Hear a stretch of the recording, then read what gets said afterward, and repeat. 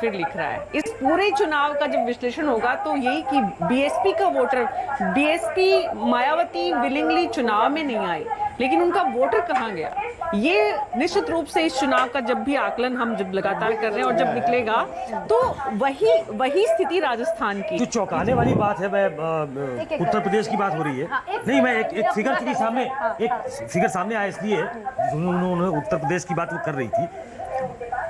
बाकी जगह लीड बड़ी बड़ी, वाराणसी प्रधानमंत्री की कॉन्स्टिट्यूंसी है, नहीं अभी 63,000 वोटों से लीड कर रहे हैं, तो 63,000 वोट से लीड करना प्रधानमंत्री से बहुत बड़ी अपेक्षा की जाएगी। 7 लाख वोटों से जीते थे, तकरीबन 7 लाख, 6 लाख कुछ हजार वोटों से जीते थे। इस वक्त की बड़ी खबर, इंडिया गठबंधन 43 सीटों पर आगे और समाजवादी पार्टी लार्जेस्ट पार्टी बनती हुई उत्तर प्रदेश में। 80 सीटें हैं उत्तर प्रदेश की। इंडिया गठबंधन को ठीक ठाक बढ़त मिल रही है, रुझानों में सबसे बड़ी पार्टी दिख रही है समाजवादी अमित शाह की बड़ी जीत हो गई है, 3 लाख से ज्यादा वोटों की अमित शाह। गांधीनगर से अमित शाह, और जैसे सुकेश बात कह रहे थे वो बिल्कुल जायज बात है कि प्रधानमंत्री नरेंद्र मोदी पिछली दफा काशी से जीते थे तकरीबन 6, उनको वोट मिले थे इतने 6 लाख कुछ हजार वोट उनको बनारस में मिले थे, और इस बार अगर मात्र 63,000 वोटों की लीड है उनके पास, जबकि गांधीनगर से खबर ये मिल रही है कि अमित शाह 3 लाख वोटों से जीत गए थे। तो क्या बनारस भी इस बार आश्चर्यजनक तरीके से कुछ और कहानी लिखने वाला है? और क्या बनारस में गरिमा, जैसे पूरे देश में चर्चा इस चुनाव में 2024 में कि आरएसएस बाहर नहीं निकला, तो क्या बनारस में आरएसएस की क्या भूमिका रही? वो भी एक, वो देखिए नतीजों के हिसाब से हम एनालिसिस करते हैं। लेकिन एक बात बता दूं, जब 63,000 वोटों से प्रधानमंत्री अभी 12:30-1 बज रहे, तो इस समय आगे है, और वहीं पे राहुल गांधी रायबरेली से 1.5 लाख से ज्यादा वोटों से आगे, महेश शर्मा 2.5 लाख वोटों से आगे, हेमा मालिनी 1.5 लाख वोटों से आगे। तो जहां डिसाइसिव वोटिंग होनी थी वहां इस तरीके से, और प्रधानमंत्री 53,000 और उनके बगल की सारी सीटें इंडिया गठबंधन आगे चल रही है। राजीव अपने तो मैं आनंद से पूछ लूं जरा, मैं आनंद से ये पूछ लूं, आनंद ये बताइए कि शुरुआती रुझान में इंडिया की बाँछें खिल रही हैं, लेकिन अगर ये पलटती है बाजी तो चेहरा तय कर लिया आपने?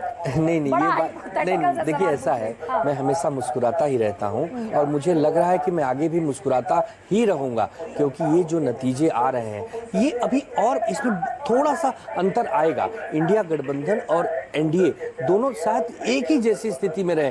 और अभी प्रधानमंत्री जी की कोई बात कर रहे थे, प्रधानमंत्री जी अगर वाराणसी से एक राउंड में भी पीछे चले गए हैं तो ये प्रधानमंत्री जी के लिए हार के ही समान है। नहीं, आप अपना चेहरा बताइए ना आनंद जी। हमारा चेहरा एकदम बढ़िया है, 252 पे हम अभी हैं, अगर हम यही अगर 272 पे हो गए तब तो हम सरकार बनाने जा रहे हैं। तब तो चेहरा पूछ रही हूँ आपसे। मैं वही कह रहा हूँ कि चेहरा मुस्कुराता ही रहेगा, इतनी कहानी मैंने कह दी है, ये चेहरा मुस्कुराता ही रहेगा। नहीं, आप थोड़ा सा अपने आप को इतर रखें और ये बताएं कि इंडिया गठबंधन का वो चेहरा कौन होगा जिसे आप सामने प्रोजेक्ट करेंगे, ये सोचा है कुछ, या फिर उम्मीद नहीं थी? मेरी भावना यहाँ तक पहुंचेंगे। मेरी व्यक्तिगत भावना है कि हमारे नेता श्री उद्धव ठाकरे जी से बढ़िया चेहरा कौन होगा।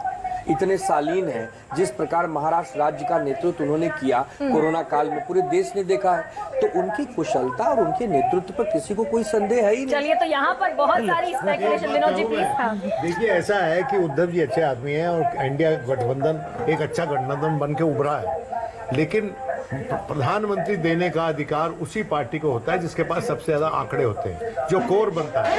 अब ये बात छोड़ देते हैं कांग्रेस दे या ना दे, वो अलग बात है, और आपकी सरकार बने ना बने अलग बात है। 2 बातें कहना चाहता हूँ, हरियाणा में और राजस्थान में जो नेतृत्व परिवर्तन बीजेपी ने किया है वो चला नहीं, राजस्थान में तो बिल्कुल नहीं चला, और ये नुकसान का एक मुख्य कारण है। और यही नुकसान का एक मुख्य कारण और क्या कहते हैं, हरियाणा में जो नए मुख्यमंत्री बने हैं उनको बना के पेश किया गया कि वो चॉइस थे खट्टर साहब की। 2 बड़ी महत्वपूर्ण सीटें यूपी में मुख्यमंत्री बनाना, ये क्या मतलब है? ठीक है विनोद जी, 2 बड़ी महत्वपूर्ण सीटें उत्तर प्रदेश में, अमेठी केंद्रीय मंत्री स्मृति ईरानी, और दूसरी महत्वपूर्ण सीट सुल्तानपुर मेनका गांधी। दोनों जगहों से ये बीजेपी के कैंडिडेट पीछे, स्मृति ईरानी 50,000 से और मेनका गांधी 18